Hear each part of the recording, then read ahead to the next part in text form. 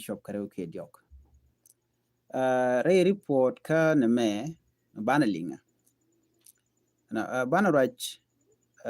ka kwire ka man chito ka gambel ka bana rach ka kwire ka manana chito ka lungu chuk bukoro dan kula ngecho kon were wo koni ana tege to wante ban mention gwasame cause ngai kone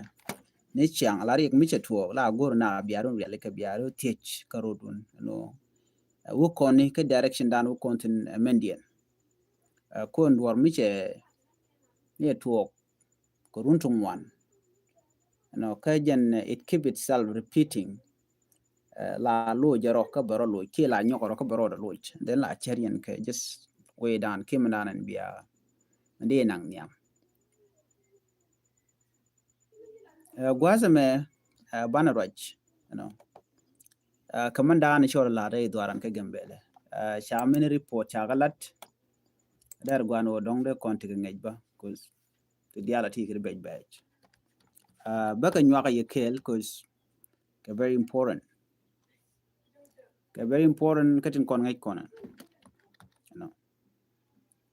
ko bi konti ka ngej mirong ka ta dan len ngwaro rien ke ja gambele adoran kon wori jena adoran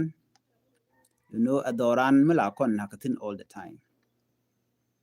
la nakon ashikon agoro bane charka kwide ka duob dan dongde nat de goren lokaje ke de kare kamo de kan woy ponjen you know ko kan kon ami akon jungo ganga rodun kie kab rodun ala kel no se diam je da lam gwa ka kon dia ka kuje money de kon tika ngech ko mi te kare mi chalar kono rika me batwo ki rega me batena la gore jeno de narin lalle cha kon bugne tin wana no yena tie da rodun re wika gambela ana shiawore jal kem ka palkaje jal kem ka jal ko jinwi jal ba ka ngi jen wo gwada mo rega tin ko ngore witin ano chigwini duob dan dong deri rodo ganka je so la kona gujen wo ai ko chuku me chela robi malbe ben den be malbe chuben so chuko na sher ko ngumba le runo kwanter kaber ko ti chawren realika ano biken la dan let ken biken lat ken ngan ni jen a nyuak interest mandana men let ken nega nekena kona ke nega nekena wari so chuko no kulu gujen no ken mene kan kona no e duor keke cause ci joy ka kon wero no men malariek luk cha nok ka cha goro bunaren mat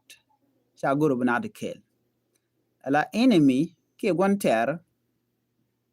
la jamu jere gwada dana ci ngaje no tiyen ke rol kam no kun rolan jene tele kon mat ci kon dor mat ke kel bana ko chongo on wari ci kon me ci kon loko la to ku gele la ga no ri shokudi anne ko ber kala palga ke mina we woniam no naka ke men lat kume ne let tela lat kume ka tele mala ler ki in the end tele mala wel lel ke la lat ken wo ba serious major backings against those annual terrorist group but can tele mba lele kume so miji kono ngaji no tele mi lel ke kume ma kon dena gang den jakan de rodan gang ko gang dan ko rodan ajen bu kon kula nang ni amoni dino miji koran bu gang no biken gonte arana me ba connect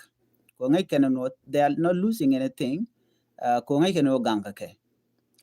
ko ken chigana kamrar bu ko connect re ka gambel chi ka ne ka pai na pan shan jandang ro wi baro ka pai ngaro tin dangro jandang ro wi de baro na ka ko re ka gambela town ke report dan chalat gwad dan tie ke telecommunication center kana gwada dan na koktin ke biheni ke kwaktin kan gota kon na kana tin kene ko na kana ka police ni bar ti jel kamech la rane ne lo ran kume be benak ko kon ti kon ga confusion mede tenen wana mo ena guje no misha bar sha ne ram char chanen mi jel kamaj be guje no ran kume bertele ran kume ko ken they always get away with whatever wrong thing they can do chicken dwell anywhere chicken wajit and they can deal nakan ke man nakan ke wune ka ga telempel kana mishi anga jinono la cherian no dierun moch ka loka no yana chwala werek yana tae dorun dan yintin tae ke new land tae ke ria no kun kontintin kozen and market be ben ke yemishi awrek ko market ajen nang nare ga wana nak rek Gambela town kodi nuwar mi shirye ke ben cheta mi shirye ke tok cha kon nak cha kon mu kariyak banata ga jokel jokodo dien bana were ga ishi mal chben mal ba be ko mangora tel nuwar mi shanak mi anwar shanak bu kon rodan wo bana bi chot wi dan ko korjo mu dien bu kon were na mo de rek der kul chongadi ka kon chika kon chikon chungwa skela bana ja kumo ko nguga no na me chine lok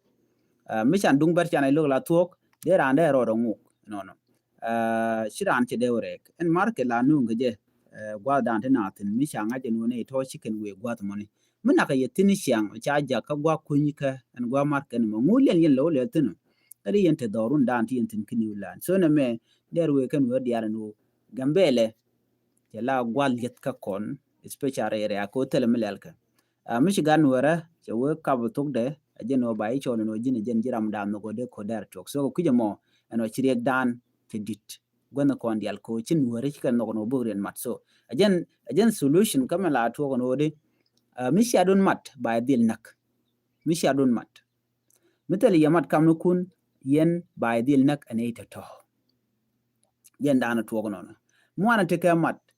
ken jita dialati bikabet yuno mo ante daglani ci ko dan moch ke mat kel ba kon yong long jita ran especially bar na mo micha lat ka kon ka Gambele ka cha bikap chong ko te ne la ro ba ka chong no jala gwan mu bar long ngona ka kwa ci na le la ni ti din ngora jennak mi nyodo din wari shang wadan madone ken ne dialati ti shang kon ka shang mi chodo lotine ano bigatel chicken kon bil mo kerek so kujamo nyodo kono ne tana ke diel ke tin kon let kon ke ken obaran mat ko kon gwante banjo ko joy gwante am mo te ko na gor bana rodare ale ke kwide bo kon yong long gwante armo so na me der we ke ye ka dob dan deran der mon le ro der jangach Gambele agency alingo chanwer kon chaga nakten kaka berna kono ko ber widin dia chika ka jirar changa let chaga let ko Michigan wer we let de jinnak already kateram di tijirun ko jenta dan le rodo ani chibu gwana liya dan der gwano de kon dial roda rele ka dupin konde kono nyam ka ani chadan gang ko doran je te kariek chetel mat kan mo to kam ngane to kam ganwere kanitin konten chagoro de jal kel ko minjalen kel cha konde yong dor mu ton mi chit ka nyak community chi ne de kon nag na chiang na ko re ka chikan kori kana de luang so de jogono de chan je goro no baran mat ko bi kon gonter mo ban je ko nyok mi ta kon jok ko cheng no kon mal kon mi cha e mal be no kon chia chwa yat bana we ka jeno ba kon nek ma jinwer eno nakan woro dien chi dia guji ko kana chup ke ji no teleriek so na mo kane ti chi ki kana guji no tik dien je telot ko me dong ban wer ba na gan be guji no chi dor it mean that I'm nobody jetel wor ngwa ko run tenge to ka teram bi dier ka de la goro no de nat de kan char nyoko kwa ko jeriek mi to ko nwero dien riek du chu gin jaram mo ye riek da karwa da so na me ron ka kon wer go de ne jeria la kan nyok so ku jamo agency ane na riego ne tie de rodun chang chawi malben chwa were ko kan go da kon na ke tan chi bu gana liadun all the time ka tel solution chana nyoko we gwa da me kari ka dan chi tu re wecha ka sa Sudan min ji to ka sa Sudan jene ci konte ke men chal ke de kono choli kor ka dor chal ke wudier de ni SSPDF ci kan wari gan makten winimi ci kor mo chala kor medit are kor mo chirmanan ngai kone dor chal wudier one la kume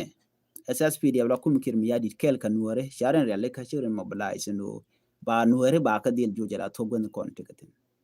ba nuere ba ka joj kiri ane ken jen ta dan ken la den mobilization chala na ka malakal te jang te tin te ta te tin ka ken uduk ne ke shai ne ken dial charen mat kel ken waran content chan war betray cha kor mo cha ja kap so ke information dan che je gwas me kan kon we ke detail ko ban ga je ka gwasen be wa chi listing wan chi ga to ko no gwa dan chi ko to tun kan ni ko yar ka gan war both side ka kwi ko gang ke kir mi yadi da ken kwan war ko ala display ke yan den kon tigeten na mo me be jelo mi kon gwi kone la nuer che telot ke jen gwas me cause kan war content cha nong no dong bi kan the community kan betray cha la na kwan yam chi kan goro duo bdan den nuer de ka wen yam ke so ko kuje mone a too much problem amanda na lat ke akum kir mi yadit kan nuer ke nuere me mu ken che cher nuere me cha ko ko yowe be be jelon ko runten content yam ko kari kilet ken gati tamare nuere cha bu parwich te rambi ko parwi ke ditini la gwi ken oba ibe tuok yes there yak dan to ko tele permanent problem ki permanent situation wadan la tuge dundo jiram dan chi ke la run no la ya jo jenu bi me dan me chi yar ba jo la te ke karama ki beteke mich bilo nyoko tuo ko gwasan bi cause chi goro bne topic yar ki bi kanak so no mane mi tuo kan tama de kuli jono kon wone ne liya ci didin bi mi kam ka kuran ci tuo yes of course kuma spele ayo wa kan ka George no ka jari po da mani jala no jen wo ci liya ci dit kuch adodien kan kuj adodien bana mo detail bana ka jekka kor gwaden be na me da la jen information ana gorli nyaay kel an bana jekka mara dien bi atamal bye bye